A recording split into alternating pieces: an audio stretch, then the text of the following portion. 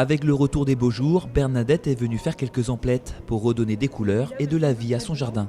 Aujourd'hui, j'ai du terreau, de l'engrais, des fraises, des vivaces, cœur de Marie, centaurée, enfin diverses vivaces, et un rosier aussi que je viens de planter dès son arrivée.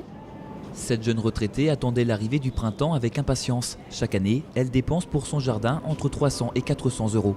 Je suis une passionnée de jardinage, je fais ça pratiquement tous les jours, sauf exception quand il fait trop mauvais. Comme Bernadette, 30% des Français jardinent tous les jours et c'est en mars que les affaires reprennent. Nous avons 1700 mètres carrés de terrain, tant en fleurs qu'en potager. Donc ça va être le moment. Avec les beaux jours, on va commencer à jardiner. On commence à faire les premières plantations. Donc je renouvelle un peu la terre pour pouvoir faire mes semis d'ici 15 jours ou 3 semaines.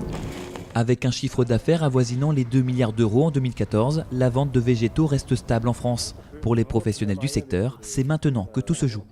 Pour nous, le mois de mars est un mois extrêmement important. C'est un rendez-vous à ne pas louper avec nos clients, puisqu'on concentre sur mars, avril, mai, dans les jardineries, 55 à 60% de notre chiffre d'affaires annuel. Et c'est la période idéale pour mettre en terre les jeunes pousses, planter les rosiers, mais aussi les pensées ou les primes verts.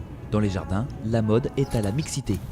La tendance qui se dessine, c'est d'associer le végétal et le minéral. Donc on va créer des massifs un petit peu contemporains, très épurés, avec des plantes graphiques comme les graminées, qu'on va associer avec des plantes plus structurées, ce qu'on appelle les taupières, par exemple les buis qui sont taillés en boule, les conifères qui sont taillés en nuages. Et on va créer justement ces contrastes entre des feuillages très souples qui vont bouger avec le vent et des formes beaucoup plus rigides.